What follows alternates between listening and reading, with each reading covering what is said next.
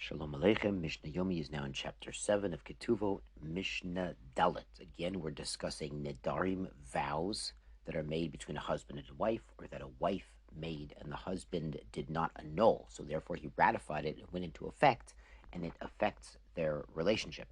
Yesterday, the plain meaning of the Mishnah was such vows end the marriage, and he pays ketuvah. The Rambam actually writes an interesting thing that the husband doesn't necessarily have to divorce. In the Rambam's opinion, it's not absolutely necessary for the husband to divorce the wife because, after all, she made the vow. She brought this, she started this situation.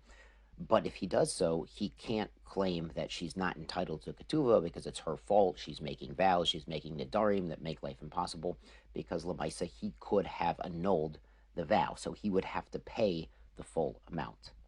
But that's the Rambam. Let's get back to Mishnah Dalet. Hamadir et ishto shelo telech lebeit avia. So there's a vow made. The wife makes a vow that she will never go to her father's house. Now, a husband can only annul vows that affect their relationship. So maybe she said, I'm not going to cook dinner anymore if I ever go to the father's house. Bizmon shehu imo be'ir. When the father lives in the same city as the daughter, the married daughter, chodesh echad yakayim. Such a vow can only last up to 1 month. The assumption is a woman living in the same city as her family, even though she's grown up and married, would want to visit her parents at least once a month. Shnayim, if this vow was for 2 months or more, they can get divorced immediately, and he has to pay her the ketuvah. Can't blame her. After all, he's the one who did not annul this vow. When her parents live in a different city where it's going to be less often that they go and visit, regel echad yakayim, if it's until the next regel, the next festival, then in our case that would be Pesach. So it was until Pesach, then they could stay married for now. But Shlosha, but if it was for 3 festivals, Pesach and Shavuot and Sukkot, even though it's less than a year, it's all 3 festivals, Yotzi v'yitin ketuvah. They should get divorced right away. Now, it's interesting, we said 1 regel, then we said all 3 regalim. So the Gemara explains in Daf 71, this is Rabbi Yehuda, who said we make a distinction between a Kohen and a non-Kohen, because after all, a Kohen cannot get remarried if they divorce. So really the limit is 1 for a Yisrael, and it's 3 for a Kohen. So if it's 2, then for a Kohen, they could stay married, and for Yisrael, they could not. Let's go on to Mishnah Hey, Bezrat Hashem, Madir et Ishto. She makes a vow, or he made a vow on his wife, Shelo telech leveita avul. She's not going to go to a house of mourning to go and console mourners after they've lost a relative. O leveita mishta, or a house of drinking, which means a party, like a wedding, a siyum, bar mitzvah. Yotze v'yitin ketuvah. They should get divorced, and he pays the ketuvah.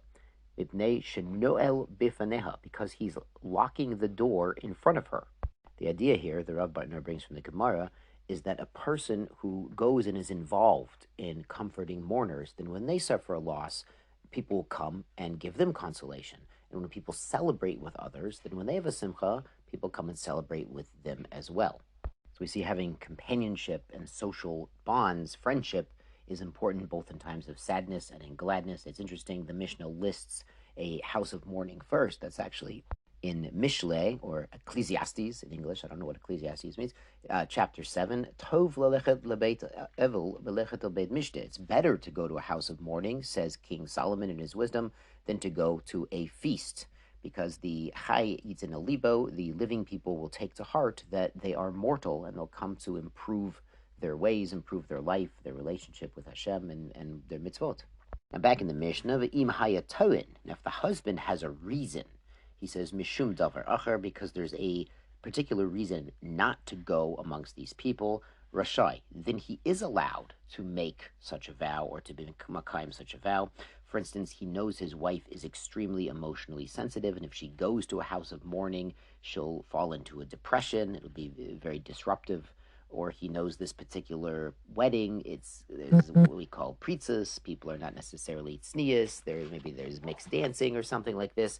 It's something that is out of the norm. People there are not well behaved, so he could make a vow on his wife not to go to such an event. But a normal kosher wedding with kosher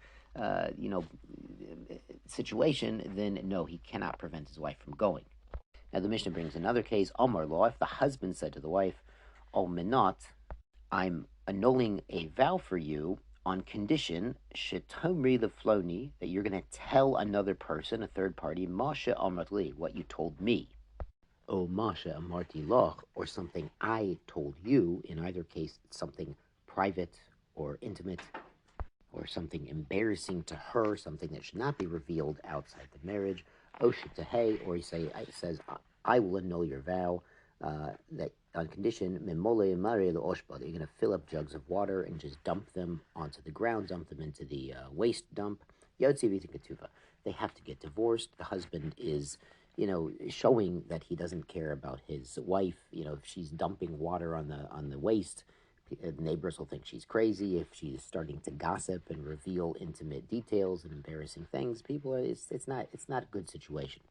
Yasher kochachem and sei gesund.